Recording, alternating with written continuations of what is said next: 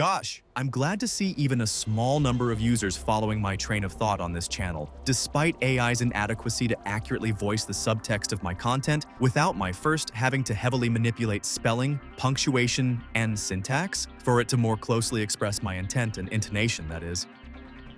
My intention to utilize AI and voice simulation in videos like this one should have my audience deliberate over its efficacy. In that last statement alone, for instance, I've had to misspell deliberate in order for AI to read it the way it should be pronounced as a verb. As I put it in my last video, it's been a privy, experimental process of pinpointing where the algorithms fall short.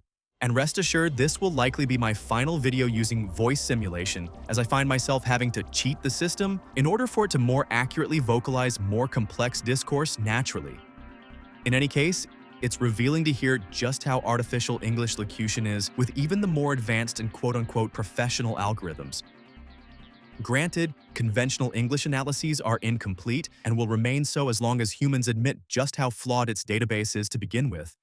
Still, the aim of my series of visually optimized essays has been to incite more human engagement, discourse among ESL educators on ways we might optimize conveying the world's lingua franca. Meanwhile, I can assure you that the composition is chiefly mine own. AI's understanding of semantics is all too limited as well. My use of meanwhile intoned the word as though I were telling a story, which I'm not in this case. Only for these audio-visual versions of my discourse, oddly, I'll have had to mispunctuate much of the script before I can publish the final cut.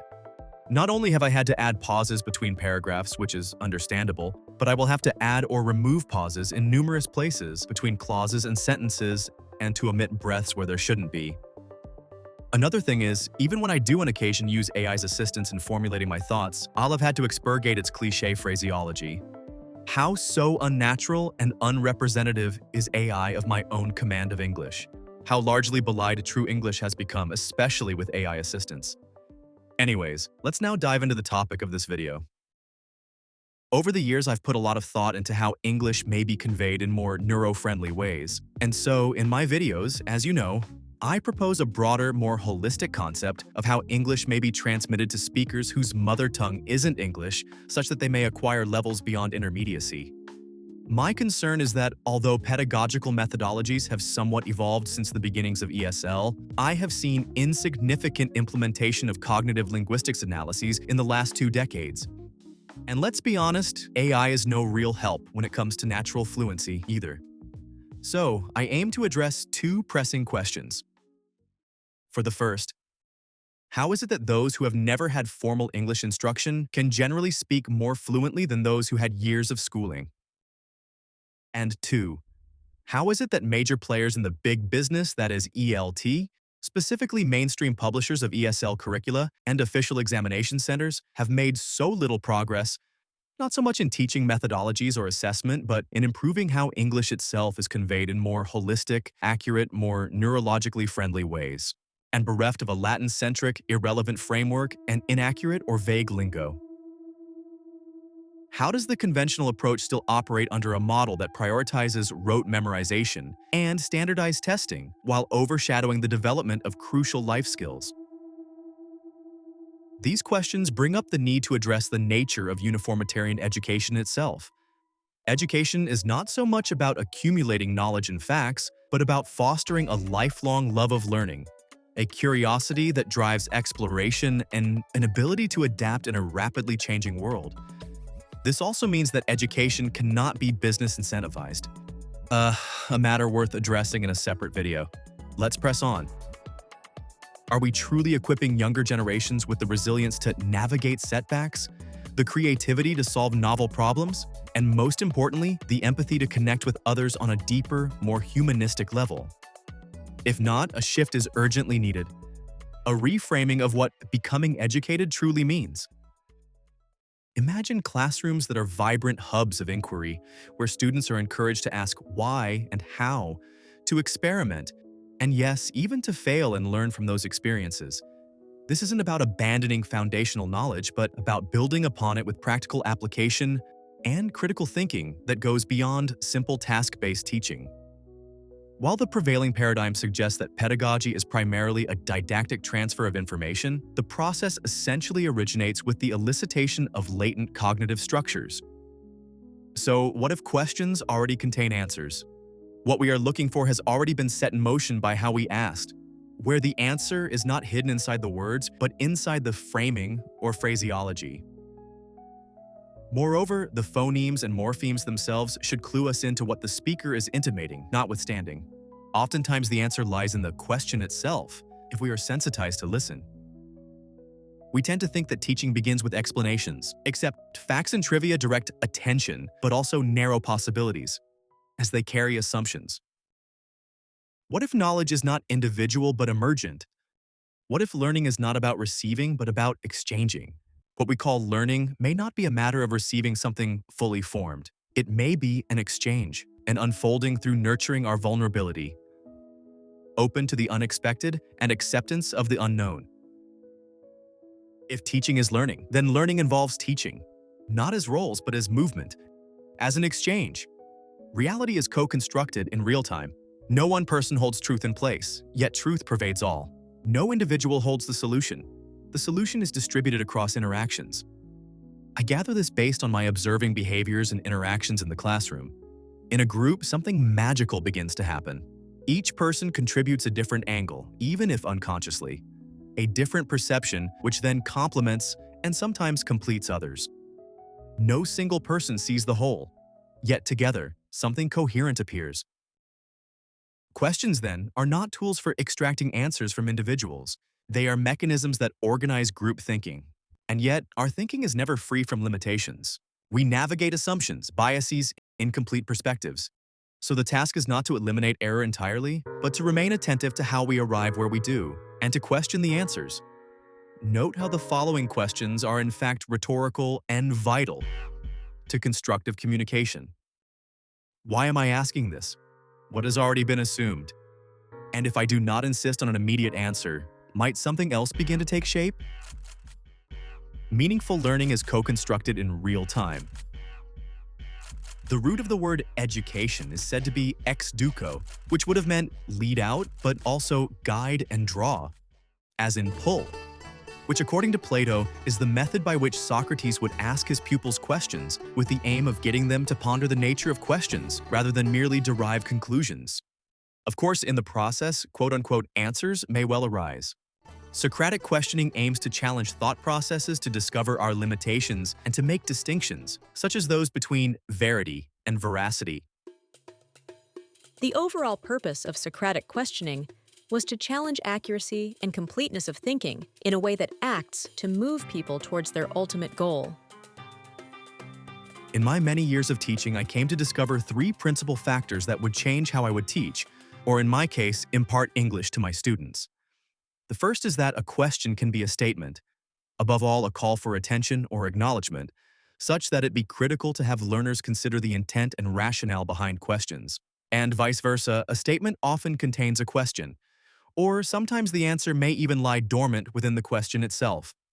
To illustrate, even the word sometimes is in of itself likely a clue that the statement is in fact a question. The second factor is to invite all to try and quote-unquote teach what it is we are learning, the teacher included. The teacher need put in check his or her own expectations and preferences and viewpoints, for instance. Probing presuppositions and beliefs is a vital process for asking purposeful questions. Rephrasing one's question or statement can reveal clues we seek. Welcoming criticism and providing clarifications can help matters. Evidence and authority should support argumentation. Avoiding jumping to conclusions and exploring alternative perspectives is vital. Questions are always helpful, but accepting that we may never have answers is equally important. Reflecting on the consequences of our assumptions and statements is valuable. If teaching is learning, then learning involves teaching. It's ultimately an exchange, dialogue, as opposed to diatribe. Encourage flexibility and diversity. For one, we learn from each other's cultural backgrounds, personal skills, etc., etc. Which brings us to a third factor. This too comes from my observations in the classroom and involves what I call a dormant collective consciousness at play. When I delegate a certain task, each subgroup will inevitably contribute a different angle and perception, so that, in the wrap-up, the solution to a task was only as complete as the sum of the findings of the whole class. Despite initial instruction from the teacher, even if explicit and clear, my observation is that each subgroup will inevitably go about a task in a different way. I'd be curious to know whether other teachers have observed this little-studied phenomenon. How much more revealing it is that students realize a diversity of results once given the opportunity to present their ideas. Here's what an educated individual should be reflecting upon. Why do I feel I am being criticized or personally attacked? Am I being too much on the defensive? Am I too proud? Can I elaborate with an illustration for clarity? Is the receiver even the right person to ask? How sure am I in what I'm saying? What evidence is there to support what I am saying? On what authority or evidence am I basing my argument or premise? What alternative ways are there of addressing my point? Is it really all that necessary? It's not the end of the world. Enough is enough. Can I accept that others may not know the answers for which I seek? Am I comparing with others' answers I have learned?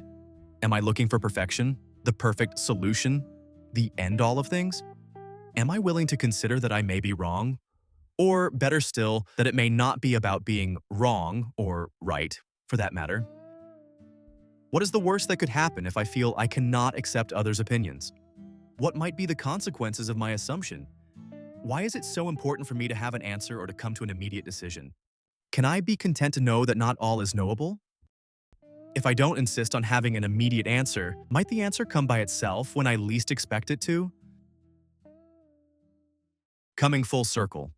According to Buster Benson, there are no less than 205 types of cognitive fallacies outlined in his Cognitive Bias Codex, seen here.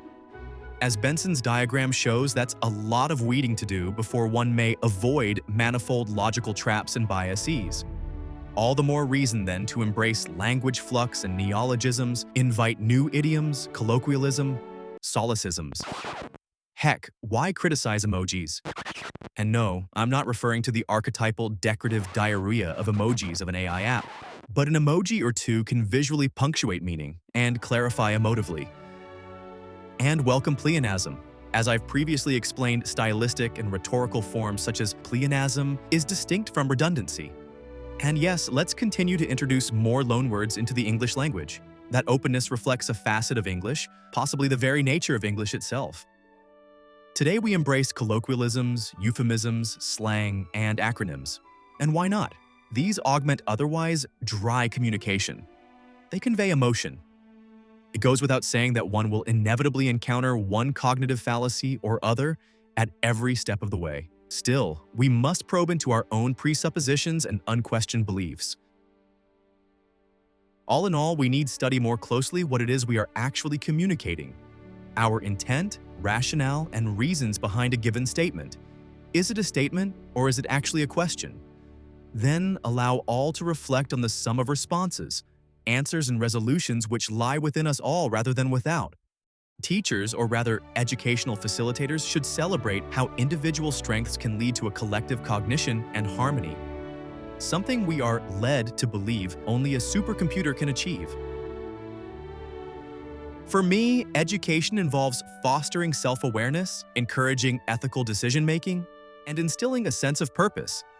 Individuality is already the default, so does it need to be taught? With that said, when we focus on developing well-rounded, adaptable, and compassionate individuals, we're not just educating students. We're building a stronger, more vibrant future for all of us.